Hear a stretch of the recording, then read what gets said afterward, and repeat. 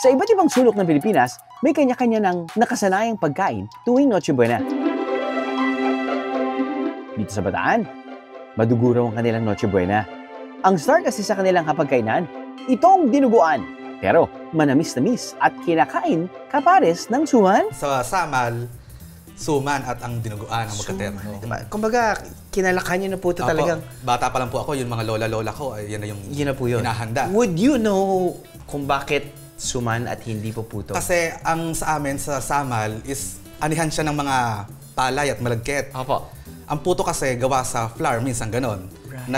Nahihirapan sila. Eto kasi madali ito, pagkaane, pwede mo na siyang iluto. Pero bago ko matikman ang madugong combo na yan, paghihirapan ko muna to, Bieros.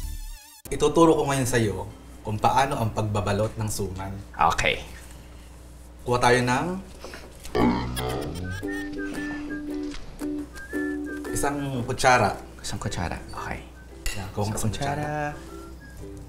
Lilinggisin natin siya ngayon mabuti. Linggis. Malalim na term na naman tayo. Linggis. Pagpitpit, ganon. Pagpipiin. Pag-flatten. Parang ganyan. Pag-flatten. Ano po yung sinabi nyo ulit? Paglinggis. Paglinggis. Yeah.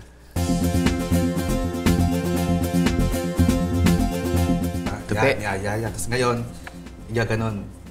Ay. Ito. Yeah. Ito. Para bumilog. Oh my God. Ay, hindi pala ganyan. Huwag mo i-flat. Ayan, Okay. ganyan. Flat.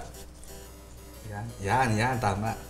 Ayan, ganyan ang ginagawa ng matatanda nung araw. Actually, ginto rin ginagawa ng masahista ko. Ang mga dahon ng saging, isa-isang isinasampay at ibinibilad sa araw para hindi kaagad mapunit. Tali natin. Kuha na tayong tali. Okay. Oo. Then after, ipitin mo sa kamay mo itong isa. Left ka ba right? Ipitin mo ngayon dito. Yung Okay. hanggang sa maipit lang siya. Oh my God. Ayan na. Spell legit. Diba? Ganyan ang mga gawain namin ng araw, mga lola-lola na. Galing. Okay lang siya kahit may sumama. Okay lang. Pero kasi talagang, kumbaga, job done dahil, ano na siya? Suman total. Suman.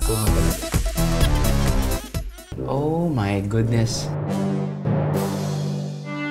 Siguro namang deserve ko na itong matikman, no? Buksan po. Okay. Ayun, santilas lang po siya. Yung gitna, yung middle. Ano pong sinabi nyo? Tilas. Tilas. Tilasin, ganon. Tilasin. Yeah. Po? Ay, yan po ba yung punit? Oh, sa pero amin, tilas. Tilas sa amin. Tilas. Medyo malalim ang Tagalog. Yan, ganyan. Punit. Kaya sa kapag kanya sabihin na natin, tumalon ako, tapos nun, napunit yung aking shorts. Natilas ang aking short. Ganon. Noted, kasi nangyari na po sa akin yan. Tapos sumandok po tayo ng Okay. ang dinuguan. May iba-iba din pong version ng dinuguan. May maasim, may maalat. Pero sa amin po, matamis. Matamis ng asim. Ang dinuguan nila sa Bataan, kayang makipagsabayan sa tagal ng selebrasyon ng Pasko ng mga Pinoy. Hindi ito agad-agad napapanis dahil aabot lang naman daw ito ng 2 buwan. Wow!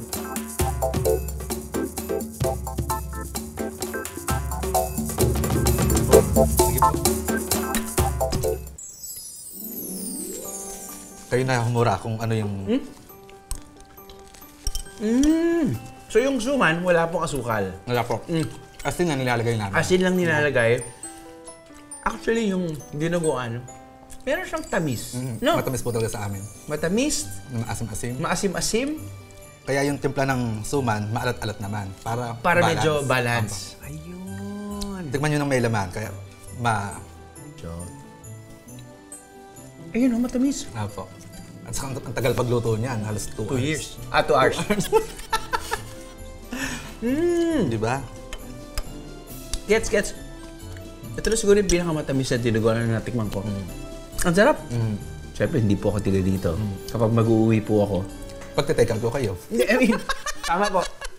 Bago man sa aking panlasa ang dinuguan ng Bataan, nailapit naman nito ang saya ng pagkakabuklod-buklod ng mga pamilya sa tuwing pagsasaluhan nito. I have the meeting is a BIA. All you gotta do is just subscribe to the YouTube channel of GMA Public Affairs and you can just watch all the behind the show episodes all day, forever in your life. Let's go! Yeehaw!